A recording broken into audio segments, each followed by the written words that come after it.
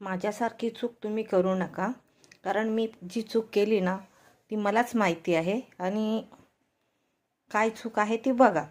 मी काय केलं, इथे हा माझा प्रेस करण्याचा टेबल आहे, तर इथे प्रेसचे थोडे कपडे वगैरे होते आणि इथे आपण हे टाकतो, बेडशीट वगैरे टाकतो खाली नरम म्हणून, ती पण होती. पण मी काय केलं, आज माझ्या घरी थोडं बायांना बोलवलं होतं, आपलं हळदी कुंकू असतो गेट टुगेदरसाठी, बायांना बोलवलं होतं तिळगुळ देण्यासाठी. म्हणून मी काय केलं, पसारा आवरायचा म्हणून इकडे काहीतरी प्लॅस्टिकच्या याच्यामध्ये पण वस्तू होत्या वाणाच्या, म्हणून मी जास्त पसारा नको म्हणून या वाणाच्या वस्तू इथं ठेवल्या. इथे माझी मिनी शिलाई मशीन आहे, तुम्ही बघू शकता. मी इथली पिन इकडे लावते प्रेसची काढून आणि नंतर मी हे करते, मग शिलाई करते. ह्या एकाच स्विचवरती शिलाई आणि कपडे प्रेस होतात. मी काय केलं, घाईघाईने माझ्याकडनं झालं की मुलीकडनं झालं पण मला माहिती नाही, पण मी यातमध्ये माझीच चूक समजते. त्याच्यावरती एक हे होतं, माझ्याकडे आईची साडी थोडी प्रेस करायची होती म्हणून गोळा झालेली, मी इथे ही साडी असं टाकून द्यायची म्हणून मी ह्या साडीला थोडं इकडे कोपऱ्यात टाकलं, ह्या बाजूला मशीनच्या मागे.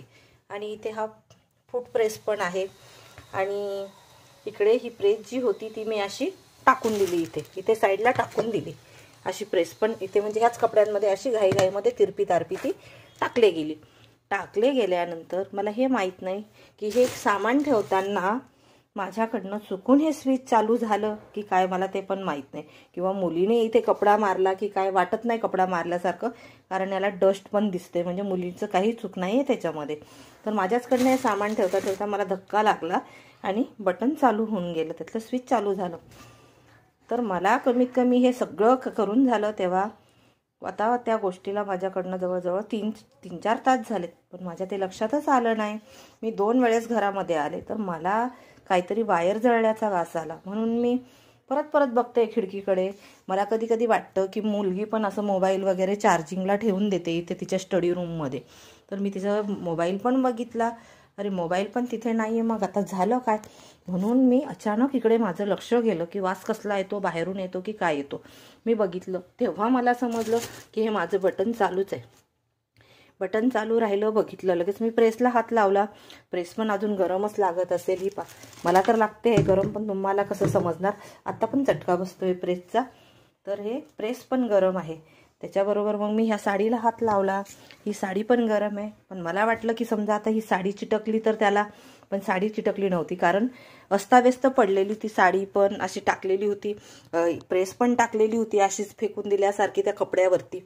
आणि नंतर मग मी असं चेक केलं तर मी ही वायर, हे पण फूट प्रेस पण पूर्ण गरम झालेलं आहे, कारण त्याच्यावरती ते असेल. पण माझं नशीब एवढं चांगलं की हे थोडं लोखंडाचं आहे, पण याला थोडंसं चढ झालं, नाहीतर हे शॉक सर्किट झालं असतं, म्हणजे लोखंड आणि लाईट इस्त्री लगेच त्याला आक्रोशन करून घेते, एक शॉक सारखं झालं असतं, हे चिटकून बसलं असतं. पण नशीब एवढं चांगलं की हे थोडंसं टच झालं असेल कुठेतरी, म्हणून हे फक्त गरम झालं, कपड्याच्या वरनं असेल किंवा काय कपडा असेल मध्ये साडी वगैरे, त्याच्यामुळे हे गरम झालं फक्त. आणि अजून एक सांगायचं म्हणजे जो वास येत होता ना तो कसला येतो ते मी तुम्हाला दाखवते. याला थोडीशी वायर टच झाली असेल, प्रेस टच झाली तर तुम्ही बघू शकता इथे खाच्यासारखं पडलेलं आहे, खाचा पडलेला आहे, बघितला, हे खाचा पडल्यासारखं, म्हणजे ही प्रेसचा कॉर्नर याला लागलेला आहे म्हणून हा खाच्यासारखं जळालेलं झालेलं आहे. पण मला वाटतं काही डॅमेज वगैरे झालेलं नसेल, तर ही चूक मी केली, तुम्ही करू नका. तुम्ही प्लगमधनं नेहमी मी तसं काढून घेते, पण तरी आज कसं विसरले घाईमध्ये मला माहीत नाही. पण मी जी चूक केली ती तुम्ही करू नका.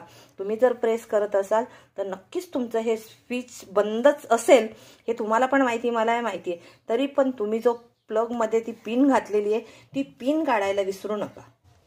एवढं माझं सर्वांना कळकळीचं सांगणं आहे, कारण कधी कधी छोटे मुलं पण स्विच दाबून प्रेसला हात लावू शकतात, काही पण करू शकतात, तर एवढं नक्की तुम्ही तेवढं लक्षात घ्या, काळजी घ्या.